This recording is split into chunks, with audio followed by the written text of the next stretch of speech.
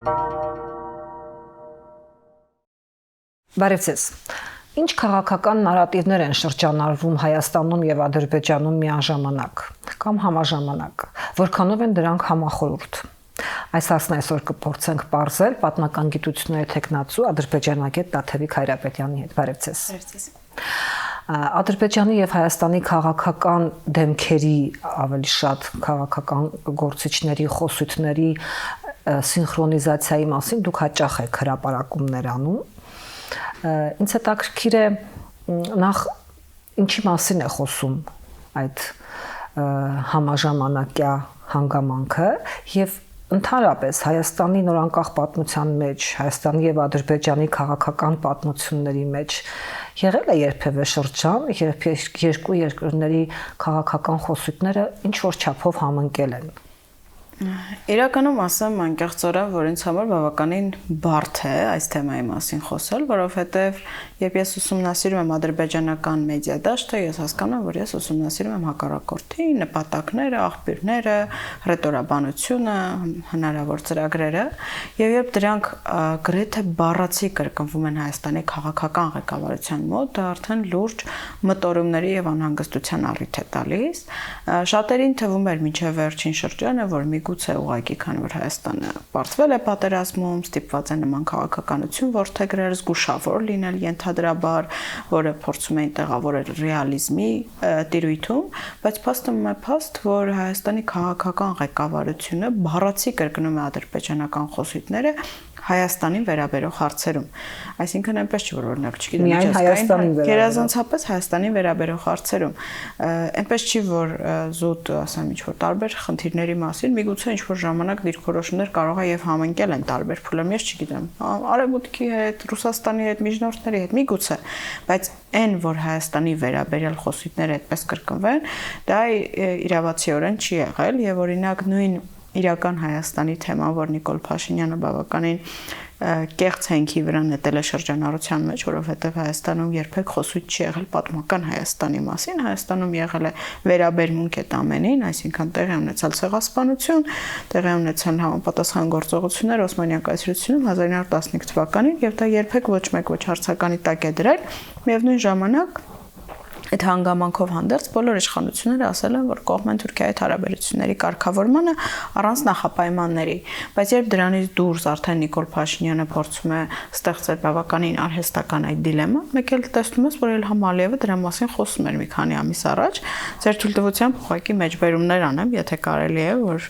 ասածս ավելի փաստական հնչի, տեսեք, 2024 թվականի ապրիլի 10-ին Նիկոլ Փաշինյանը հայտարարեց, որ կառավարությունը եւ անձամբ ես հանգել ենք այն որ պատմական Հայաստանը ու իրական Հայաստանը ոչ միայն համատեղելի չեն, այլ նաև հաճախ հակոտնյա են միմյանց, նույնիսկ լրջագույն սպառնալիքներ են ստեղծում մեկը մյուսի համար։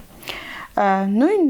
2024 թվականի ապրիլի 23-ին Իլհամ Ալիևը ասում է.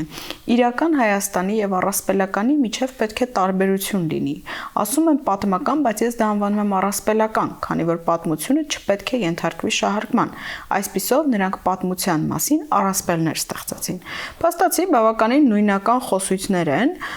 օրինակ, էս էլ է շատ հետաքրքիր, որ 2022 թվականի դեկտեմբերի 24-ին Իլհամ Ալիևը Արցախ-Ադրբեջանի իմաստ ճանաչելուց 2 ամիս հետո հայտարարում է. Հայաստանը նախկինում երբեք ներկա չի եղել այս տարածաշրջանում, ներկայիս Հայաստանը մեր հողն է։ Եկեք միասին աշխատենք Արևմտյան Ադրբեջան վերադարձի ուղղությամբ եւ շեշտում է այժմ երբ Ղարաբաղյան հակամարտությունը կարգավորված է, այս հարցը արդեն մեր օրակարգում է։ 2023 թվականի մայիսի 24-ին Նիկոլ Փաշինյանը հայտարարում է. մենք ապրում ենք մի վայրում, որտեղ չունենք կադաստրի թուղթ, իսկ մենք փորձում ենք այնպես անել, որ պատմության մեջ առաջին անգամ ունենանք կադաստրի թուղթ։ Սեփականատեր կլինենք ոչ թե դե ֆակտո, այլ դե յուրե։ Մենք ուզում ենք հաղթահարել տմվորի մեր կարգավիճակը։ Մենք ուզում ենք ունենալ կադաստրի վկայական։ Ինչ է նշանակում տմվորի մեր կարգավիճակը։ Այսինքն, եթե դու այդ ամբողջը տեսնում ես նաև տրամաբանության տեսանկյունից, ստացվում է, որ այս երկիրը մերը չէ, մենք եկել տեղավորվել ենք այս երկրում, մենք ինչ Իլհամ Ալիևի դարակներում մեր համար ապրելու թույլտվություն ենք փնտրում։ Սա է ամբողջ տրամաբանությունը։ Եվ սա ես ասում եմ դեռ 2-3 տարի առաջ ծավալվող խոսույթների տրամաբանությունից, իսկ արդեն հակաեկեղեցական արշավի ժամանակ ամբողջությամբ ակնհայտ դարձավ, որ այդ արշավը հստակ հրահանգավորված էր Բաքվից, որովհետև թեման եկավ Ադրբեջանը։ Խոսույթների համաժամանակ լինելով եք դա էլի պայմանավորվում, թե նաև այլ փաստական հենքեր ունեք։ Եվ խոսույթների եւ նաեւ առհասարակ այն հսկայական ռեսուրսը, որը դրվել է մեր դեմ գաղափարական պայքար մղելու համար Բաքվի կողմից։ Բաքվում շատ հետաքրքիր քաղաքականություն է որդեգրել։ Իրենք իրապես հաղթանակ են տարել, եթե կարելի է այդ բառը օգտագործել։ Սիրուն բառը չի ուզի օգտագործել, բայց ասեմ 44-օրյա պատերազմի ժամանակ իրենք դրանից հետո իրենց գործողություններով փաստացի ագրեսիա են ձեռնարկել Հայաստանի նկատմամբ, օկուպացրել են մեր տարածքները։ 23 թվականի սեպտեմբերին կրկին հարձակվեցին Արցախի ուղղությամբ, տեղի ունեցավ էթնիկ զտում, բռնի տեղահանում, Արցախում ասպայդրությամբ հայ չի ապրում, եւ Հայաստանի ներկայիս կառավարությունը առհասարակ որևէ պարտք ու պահանջ չունի Բաքվի նկատմամբ, ոչ խոսում է էթնիկ զտումից, ոչ բռնի տեղահանումից, ոչ իրավունքներից, ընդհակառակ ասում փակենք գնանք այս թեման։ Ու դրան ի պատասխան, երբ Ադրբեջանը ակտիվորեն շրջանառում է Հայաստանի տարածքների նկատմամբ իր հավակնությունները ու մեր տարածքը կոչում երբևէ պատմության մեջ գոյություն չունեցող արևմտյան Ադրբեջան տերմինով, դու հասկանում ես, որ երկարաժամկետ ծրագիր կա դրված։ Եվ դա զուտ քաղաքական հայտարարություն չի, որ իրենք խոսեն, անցնեն, գնան։ Ընդհակառակը դա դրա վրա ռեսուրս ու փող է դրվում։ Եթե Ալիևը մի բանի վրա այդքան ռեսուրս ու փող է դնում, ուրեմն ինքը երկարաժամկետ նպատակներ ունի, միևնույն ժամանակ գաղափարական պայքար է մղվում եւ այդ գաղափարական պայքարի հիմքն է համոզել հայ հանրությանը մտածել այնպես, ինչպես Ադրբեջանն է ուզում, որ մենք մտածենք։ Իշխել մեր ուղեղների հիբրիդային պատերազմ է։ Միանշանակ։ Եթե ոչինչ չլինի էլ, այս պահին դա մասնագիտական հայացքով հիբրիդային պատերազմի տիպիկ տեխնոլոգիա է։ Եթե հիբրիդային պատերազմ, ապա միայն Ռուսաստան, ուրիշ ոչ մեկ չկա Հայաստանում հիբրիդային պատերազմ մղի համաձայն հիբրիդային պատերազմի։ Դա էլ է հիբրիդային պատերազմի տեխնոլոգիա, որ սլակներն ուղղեն այլ երկիր։ Մի ուղղությամբ, այսինքն շատ հետաքրքիր է, որ այն մարդիկ, որոնք Ռուսաստանից այդ առումով ռիսկեր են տեսնում, երբեք ռիսկեր չեն տեսնում Բաքվից եկող հայտարարությունների եւ քարոզչության մեջ։ Օրինակ ռիսկ չտեսան, որ ինչ որ անհասկանալի ադրբեջանցիներ եկան Շիրակի մարզում, պատտվեցին, տեսանյութեր նկարեցին, հայտարարություններ արեցին եւ հետո հանգիստ վերադարձան։ Այս դեպքում հետ գնացին, բայց կարող է եւ ինչ որ պահ կա, որ ուղղակի հետ չգնան։ Դրա մեջ ոչ մեկ խնդիր չգիտես ինչու չի տեսնում, բայց առհասարակ պատմականորեն գաղափարական պատերազմը դա պատերազմների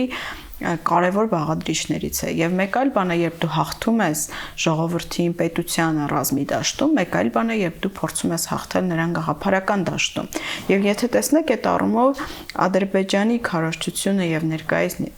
իշխանությունների քարոզչությունը շատ նույնական է եւ գլխավոր թեմաներից մեկը այն է, որ դուք սխալ եք ապրել, դուք սխալ եք արել, որ կռվել եք, դուք սխալ եք արել, որ մտածել եք, որ Արցախը հայկական է եւ դուք պետք է դրա համար կռվեք։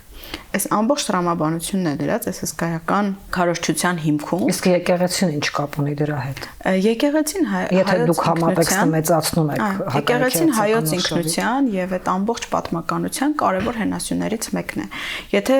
դու ասում ես, որ դու պատմություն չունես, որ դու հիմքեր չունես, արմատ չունես այս տարածաշրջանում, ապա կներեք ինչ գործ ունես մի հատ եկեղեցու հետ, որը ունի 1700 տարվա պատմություն։ Ինչպես կարող ես դու ունենալ նման եկեղեցի կապված քեզ հետ ու քո պատմության հետ։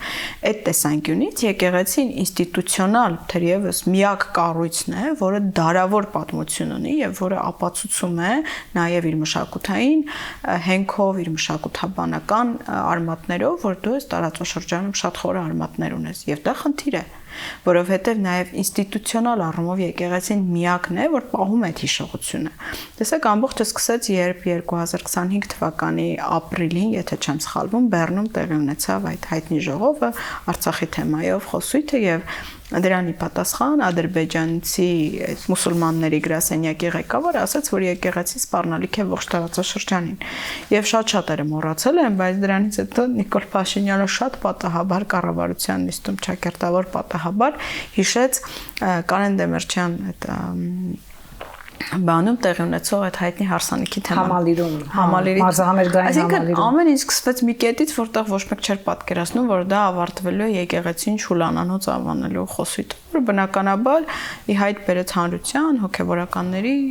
վրդովմունքը։ Բայց շատ հետաքրքիր բան տեղի ունեցավ եւ փաստացի 21 թվականից հետո առաջին անգամ Նիկոլ Փաշինյանի բավականին ընդգրկուն ու վտանգավոր օրակարգը ամբողջությամբ ձախողվեց այս փուլում եւ դա ձախողվեց պետք է ասեմ թե վեհապարի, թե բազմաթիվ հոգևորականների խոհեմության, ճիշտ վերաբերմունքի, հավատարմության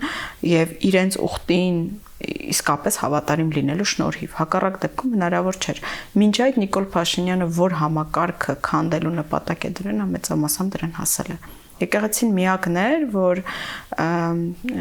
թեկուզ եղան որոշակի ուրացողներ եւ այսպես ասած ռելսերից դուրս գտնվողներ, բայց ընդհանուր առմամբ ինքը իր կուռ ամրությունը պահեց եւ դա նաեւ իր պատմությամբ էր պայմանավորված, կարծում եմ։ Տեսեք, այսօր եթե քաղաքական նարատիվներին վերադառնանք, եկեղեցու հանդեպ վերաբերմունքն էլ ավելի շատ քաղաքական հարմարավետության մեջ է փաստորեն տեղավորվում։ Եկեղեցու դեմ պայքարը քաղաքական անհարմարավետություն է Նիկոլ Փաշինյանի համար, բայց քաղաքական առումով, քանի որ ինքը իրեն դրել է Բաքվից կախվածության մեջ, ես դա այդպես եմ կարծում, այլ կերպ նման գործելավոճը ես բացատրել չեմ կարող, որովհետև եթե նայես զուտ տարբեր հանգամանքներին, Արևմուտքի հնարավոր աջակցությանը կամ համագործակցությանը Միացյալ Նահանգների, ապա ազնվորեն պետք է ասեմ, որ կարելի է խելացի խաղարկել, աշխատել, օգտվել բալանսավորել արտաքին քաղաքականություն, օգտվել այն հանգամանքից, որ Միացյալ Նահանգների միջնորդությամբ որոշակի այդ էսկալացիոն ագրեսիվ ռիսկերը նվազել են, փորձել աշխատել եւ ես ձեզ հիշեցնեմ, որ երբ ԱՄՆ փոխնախագահ փետրվար ամսին Երևանում էր Նիկոլ Փաշինյանի կողքին կանգնած, ասում էր կարևոր խաղաղության կարևոր կետը դասացման մեխանիզմների մշակումն է, նկատի ունեն բանակը։ Դա է խաղաղության երկարաժամկետ խաղաղության երաշխիքը, դա փոխնախագահի խոսքերն էին։ Եվ այդ տրամաբանության մեջ, երբ տարբեր հատկապես ներկայիս շրջանում տարբեր ընդդիմադիր գործիչներ խոսում են բանակի հզորացման մասին, դա Նիկոլ Փաշինյանը փորձում է ներկայացնել որպես պատերազմի հրձիգներ, հնարավոր սպառնալիքներ եւ այլն, բայց պարզ տրամաբանություն կա համաշխարհային փորձով ապացուցված, եթե չես ուզում պատերազմ, պետք է պատրաստ լինես այդ պատերազմին, որ քո հակառակորդը երբեք քեզ հետ չուզենա մտնի այդ մակարդակի, այսպես ասած, կռվի մեջ, կռիվը լինի խոսույցների, դիվանագիտության, տեղեկատվական դաշտի առումով, բայց ոչ երբեք ռազմի դաշտում։ Ի վերջո 2020 թվականի սեպտեմբերյան պատերազմը 44-օրյա տեղի ունեցավ, որովհետև մենք բավարար չափով չենք պատրաստվել այդ օրվան։ Եթե մենք պատրաստ լինենք, Ալիևը չէր կարողանա նման քայլերի գնալ։ Ես դեռ քաղաքական որոշումների մասին չեմ էլ խոսում էլի արդեն այդ ժամանակ։ Այո, պատերազմյան ռազմական պատերազմին ես կարծում եմ նախապատրաստության կամ պատրաստվածության մասին չէ։ Ես կարծում եմ բազմաթիվ գործոններ կան դրա համար։ Միանշանակ, բացի դրանից, եթե մենք կարողանանք այս բավականին բարդ փուլը հաղթահարել, պետք է մի օր իսկապես հանրությունը հասկանա, թե ինչպես են կայացվել պատերազմից առաջ, պատերազմի ընթացքում եւ դրան հաջորդող քաղաքական որոշումներ եւ ինչ ազդեցություն են ունեցել դրանք պատերազմական գործողությունների վրա եւ Արցախի թեմայի վրա։ Հիմա, քանի որ էմոցիաները դեռ շատ են, այդ հարցերի պատասխանները դժվար է գտնել եւ դեռևս այն մարդիկ, որոնք կայացրել են որոշումներ եւ Նիկոլ Փաշինյանն ասում որ գերազանցապես միանձնյա որոշումներ է կայացրել, իրենք մանիպուլացնում են իրավիճակը։ Տեսեք, այդպիսի քաղաքական նարատիվ է առաջ մղվում այսօր նաև, որ մենք անկախանում ենք կայսրություններից։ Եվ բոլոր այն կառույցները, այդ թվում նաև եկեղեցին, որոնք կապ ունեն կայսրության հետ, ու կարծես թե պատմական կտրվածքում պիտի չունենային, ամեն դեպքում ներկայացվում են որպես այդ անկախացման խոչընդոտ։ Եվ հետաքրքիր է, որ այսպիսի մեղադրանքի սլաքն ուղղվում է ոչ թե քաղաքական հակառակորդներին ավելի շատ, քաղաքական պայքարի շրջանակում նույնիսկ մի քիչ հասկանալի կլիներ տարբեր նարատիվներ, չափազանցված գնահատականներ եւ այլն, ընդհանուր առմամբ հասկանալի կլիներ քաղաքական մրցապայքարում, հատկապես այս նախընտրական փուլում, այդպիսի ծայրահեղացումներ տարբեր քաղաքական ուժերի կողմից, կլինի իշխող ուժը, թե նոր ձևավորվող որևէ ուժ, բայց հաճախ այդ քաղաքական գնահատականները, քաղաքական պիտակավորումը տրվում է ոչ թե քաղաքական մրցակիցներին, այլ հասարակական կառույցներին, օրինակ եկեղեցում։ Սա ինչի մասին է խոսում։ Տեսեք, մի հետաքրքիր երևույթ է, որ Ռուսաստանի հանդեպ շատ իրականում բավական օբյեկտիվ դժգոհություն է հանրության, որ սկսվեց 20 թվականից, հետո շարունակվեց 20 թվականն կար, բայց դե ժամանակ արդեն իրավիճակը բավականին բարդացավ, պատերազմ եւ հատկապես 23 թվականի էթնիկ զտում, երբ ռուս խաղաղապահները փաստացի այնտեղ էին, այսինքն ես էլ որպես քաղաքացի, որպես հայ, այդ բանը տեսել եմ, որ ռուս խաղաղապահները այնտեղ փաստացի հայ բնակչության նկատմամբ տեղանում բռնի տեղահանում եւ իրենց գործառույթները չեն կատարում։ Ես էլի քաղաքական բաղադրիչը մեր հետ կապված մի կողմ թողնեմ, զուտ իրենք 5 տարով մտել էին, որ ապահովեին մարդկանց խաղաղ կյանքը, բայց դա տեղի չունեցավ տարբեր պատճառներով եւ մեր հետ կապված եւ արտաքին տարբեր գործոններով պայմանավորված։ Այդուհանդերձ մի ֆենոմենալ երևույթ է, լավ, եթե ունենք դժգոհություն Ռուսաստանից կամ Ռուսաստանի հետ դաշնակցային հարաբերությունները, ինչ որ խնդիրներ են առաջացել, ինչպես կարող է դա վերածվել գործընթացի, երբ մենք դնում ենք մեզ Ադրբեջանից բացարձակ կախվածության մեջ։ Այս մի բան է, որի ուղեղում ոչ մի ձև չի կարող տեղավորվել։ Ունենք խնդիր, կարող ենք փորձել աշխատել տարբեր ուժային կենտրոնների հետ, բալանսավորել, հնարավոր նոր մեթոդներ սովորել, բանակարտիականացնել Ադրբեջանից կախվածության մեջ։ Մենք Ադրբեջանից կախվածության մեջ ենք, որովհետև այսօր Ադրբեջանի կամքով ներկայիս իշխանությունը պատրաստում է սահմանադրություն փոխել։ Ադրբեջանի կամքով պատրաստում է հրաժարվել անկախության հռչակագրից, որը մեր պետության հիմքն է։ Ադրբեջանի կամքով պատրաստում է պայքար է մղում հայ առաքելական եկեղեցու դեմ։ Ադրբեջանի կամքով փոխում է ցեղասպանության թանգարան ինստիտուտի տնօրեն, որովհետև նա հանդգնել է Ամերիկայի բարձրաստիճան պաշտոնյային գիրք նվիրել Արցախի հետ առնչվող եւ առհասարակ Ադրբեջանի կամքով վերանայվում է մշակույթը։ Այս հատերական ներկայացումը մի խաղացեք հարմար չի, սխալ ուղղությամբ եք մղում մարդկանց։ Ամբողջ Հայաստանի այդ հիմքը արմատը վերանայվում է կամ փորձ է արվում, լավ էսպես ասա, որտեղ հանրային դիմադրությունը բավական մեծ է հարցում Ադրբեջանի կամքով։ Հայաստանը դառնում է Ինչու չեք մտածում, որ դա Ադրբեջանի կամքով չէ, դա հենց հայ, մեր կամքով է, Հայաստանի Հանրապետության կամքով է։ Հայաստանի Հանրապետության իշխանությունը նման խնդիր դրել է, բայց Հայաստանի Հանրապետության կամքով չի կարող լինել, որովհետև հայ հանրությունը բավականին լուրջ խորքային դիմադրություն է ցույց տալիս այս ամենին։ Ես կարծում եմ նաև հասկանալով, որ սա ուղղորդվում է Բաքվից, իհարկե Ադրբեջանի կամքով է։ Առհասարակ ասում եմ գաղափարապես ոչնչացնելու կամ գաղափարապես ադրբեջանցիների ուղեղներին տիրելու խնդիր Հայաստանի ոչ մի իշխանություն չի դրել երբեք։ Ինչ որ խմբերի փորձել են, մտածել են, չգիտեմ, ասել են էթնիկ փոքրամասնություն են, կարող է աշխատել են հետները, բայց որ գաղափարական առումով Ադրբեջանում ինչ որ շրջանակներ մտածեն այնպես ոնց որ մեզ է պետք որ իրենք մտածեն, ես մի կողմ եմ թողնում այդ փաստահեն, ճիշտ, արդար այս թեմաները զուտ, ես ցանկանում եմ օրինակ որ դուք մտածեք այն ճշմարտությամբ, որը ինձ է հարմար, որ դուք մտածեք, եւ ես հսկայական ռեսուրս եմ դնում, որ դուք սկսեք այդպես մտածել։ Ինչ որ պահից դուք ես այլևս աշխատանք չունեմ անելու։ Օրինակ Ադրբեջանի արտգործնախարարությունը ինչ աշխատանք ունի անելու, եթե Հայաստանի տարբեր պաշտոնյաներ տարբեր տեղերում օգնում են Ադրբեջանին մաքրվել բոլոր պատերազմական հանցագործություններից, բոլոր ունի աշխատանք, արդեն ուրիշ աշխատանք է տանում, ինքը ապացուցում է, որ դու ես ցեղասպան, ինքը ասում է դու ես ֆաշիստ, ինքը արդեն իր ռեսուրսը դնում է այլ ուրիշ խնդիրների լուծման վրա, որովհետև դու իր խնդիրները լուծում ես այս պայդրությամբ։ Ու այդ առումով այո, դա հսկայական օպերացիա է, ես կարծում եմ, չեմ կարծում մենակ Ադրբեջանում մշակված, չեմ ուզում կոնսպիրոլոգիական հնչեմ, բայց պետք է ասել, որ դա մանրակրկիտ մշակված գործընթաց է, որ Հայաստանի իշխանավորները ակտիվորեն շահարկեն ճշմարտություններ, որոնք ձեռնտու են Բաքվին, եւ փորձեն դրանով բարոյազրկել հայ հանրությանը, ստիպել հայ հանրությանը մտածել, որ իր բոլոր կռիվները սխալ են, որ իր պայքարները սխալ են, որ դիմադրությունը առհասարակ սխալ երևույթ է, որ մեզ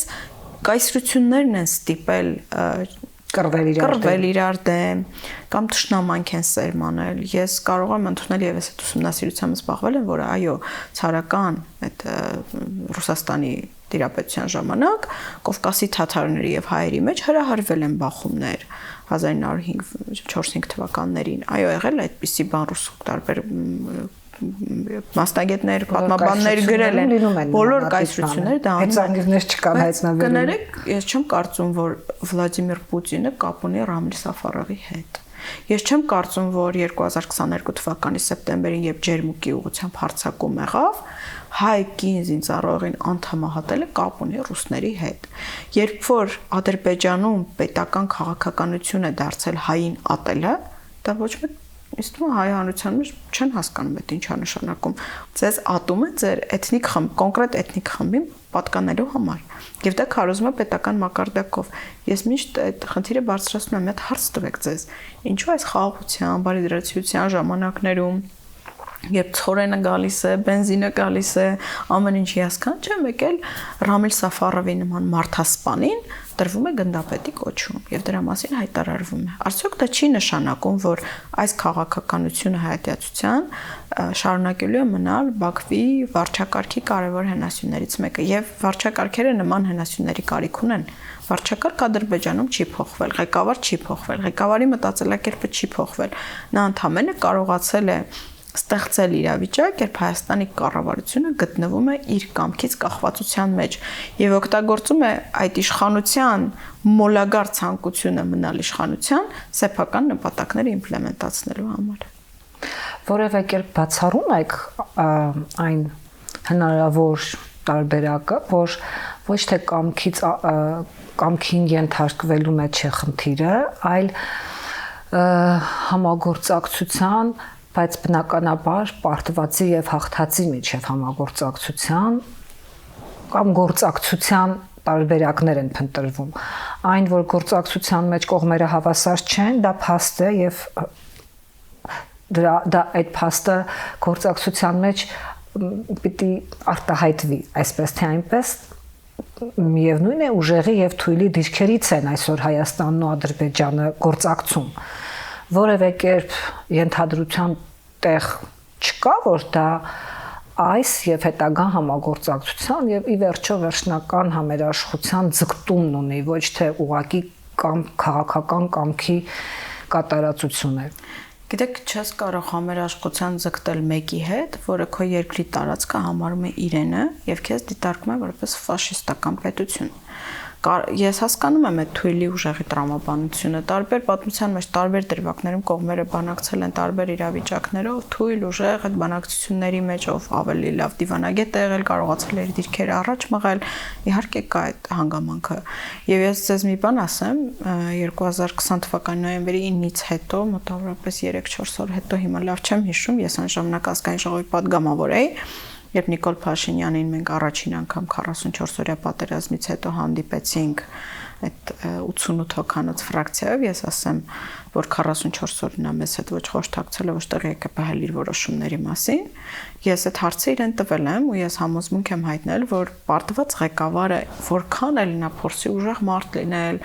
չորսենց փորձի տարբեր մեխանիզմներ մշակել, պարտված ղեկավարը երկիր այդ իրավիճակից հանել չի կարող, դա իմ խորքային համոզմունքն է։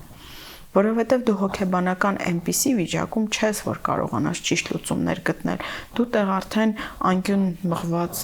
կերպար ես, որը փորձում է ինքն իրեն արդարացնել այդ իրավիճակում։ Եվ ցավոք ես իրապես եմ ասում, ես շատ կերազեի, ես խալվեի եւ ինքը ապացուցել, որ ոչ պարտված ղեկավարը կարող է լավ բանակցող լինել, կարող է ճիշտ տեղ տանել երկիրը, կարող է միգուցե, չգիտեմ, իսկ ինքը ապացուցեց, որ ես իրավացի էի ցավոք սրտի, ու ինքը իրապես այդ պարտվածության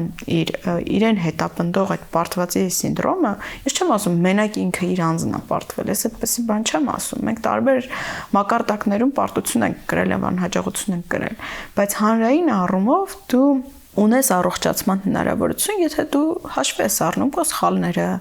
ասում ես, գիտես, ես տեղ ճիշտ չեմ աշխատել, ես տեղ սխալ եմ արել, ես տեղ կիսատ եմ արել, ես պետք է այս վերանայեմ, ես պետք է վերանայեմ ինչպես զինված ուժեր, տեղեկատվական պատերազմ, ես բազմաթիվ վերանայումների կարիք ունեմ, որ ես կարողանամ այս իրավիճակից դուրս գամ, բայց այլ բան, որ դու այդ պարտվածի խարանը վերցնում ես ու փորձում ես դարձնել հաղթանակ։ Իհարկե կա եւ կարող է շատերի մոտ լինել այն ենթադրությունը, որ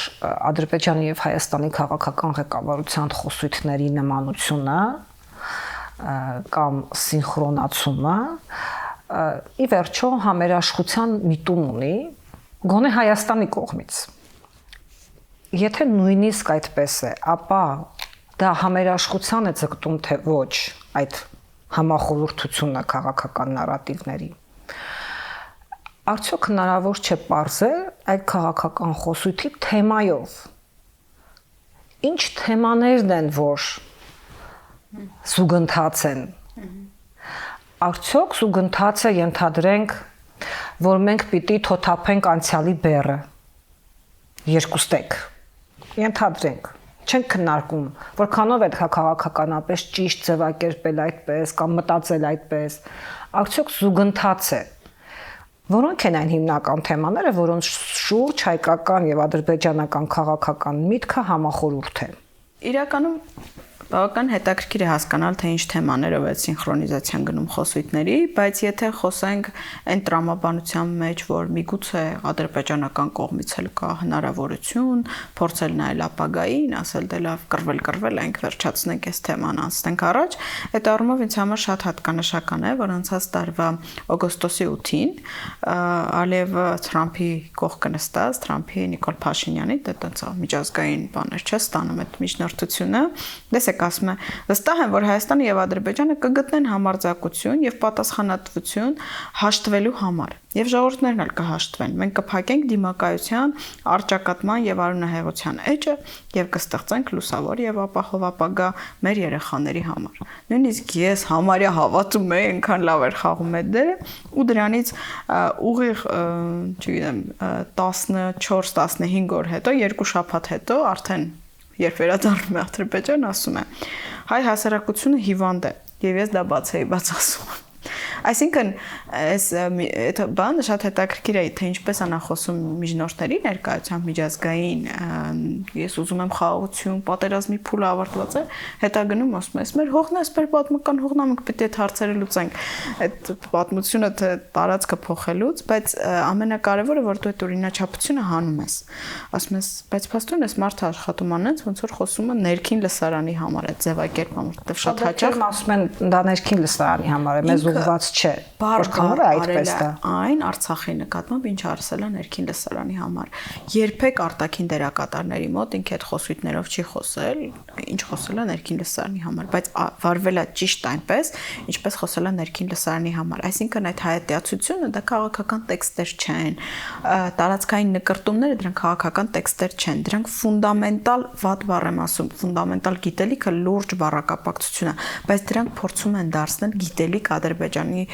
ադրբեջանցի երեխաների համար, ուսանողների համար։ Այնտեղ անցկացվում են սեմինարներ, մրցույթներ, շարադրությունների, թե ով ավելի լավ Հայաստանի Հանրապետությունը կպատկերի որպես հին ադրբեջանական հող։ Եվ սա մի բան է, որը ունի պատմական հենք, բայց սա դառնում է այնտեղ ճշմարտություն։ Եվ այս խոսույթների պատերազմում, որը ունենք մենք այսօր, եւ տրամաբանության հետ կապված լուրջ խնդիրների իրավիճակում, իսկ համաշխարհային առումով մենք լուրջ տրամաբանական մտքեր են արտահայտվում, որոնք տրամաբանության չեն ենթարկվում, բայց հետո սկսում են քննարկվել հակատրամաբանության փուլում, սա լուրջ մարտահրավեր եմ համարում։ Ինչ վերաբերվում է առհասարակ այդ խոսույթների համադրությանը, ապա տեսեք, առաջին հերթին Արցախի հարցում բացարձակ խոսույթների համընկնում կա Ադրբեջանի եւ Բաքվի միջեւ։ Երկրորդ խնդիրը այդ պատմական իրական Հայաստաններ եւ այլն այդ կեղծ դիլեմայի հարցում։ Երրորդը, որը շատ ակտիվ չափերի հասավ, դա հայկական եկեղեցու, հայ առաքելական եկեղեցու թեման է, եւ ընդ որում այս հարցում Նիկոլ Փաշինյանը շատ իր խոսույթը մի պահի մոտեցրեց հենց կոնկրետ բառացի Բաքվի խոսույթին, փորձելով ներկայացնել այնպես, թե իբրև հայ առաքելական եկեղեցին համարյա ծայրահեղական իսլամի մոտ քարոզ է անում, կամ պատերազմ է քարոզում, կամ եթե Արցախի անունը տալիս է, ուրեմն պատերազմ է ուզում։ Այս առումով նույն Փաշազադեն, երբ սկսեց այս արշավը, ասաց, որ եկեղեցին սպառնալիք է տարածաշրջանի համար, հայ առաքելական եկեղեցին։ Մինչդեռ նաև ասեմ, որ եկեղեցին մշտապես հանդես է եկել խաղաղության, բարիդրացիության, հաշտեցման դիրքերից, ուղղակի ասել է, որ մենք Բաքվում ունենք պահվող ռազմագերիներ։ Մեր եկեղեցական ժառանգություն ունենք, մշակութային հարուստ ժառանգություն ունենք Արցախում, որի վերացումը առհասարակ քրիստոնեական աշխարհի համար է խնդիր, որովհետև դա միայն մեր ժառանգությունը չէ, դա քրիստոնեական աշխարհի ժառանգությունն է։ Եվ այս գործոններով պայմանավորված նաև մյուս ամբողջ դիսկուրսների ծավալման առումով, օրինակ Դաշնակցության թեմայով խոսույթներն են բառացի կրկնվում։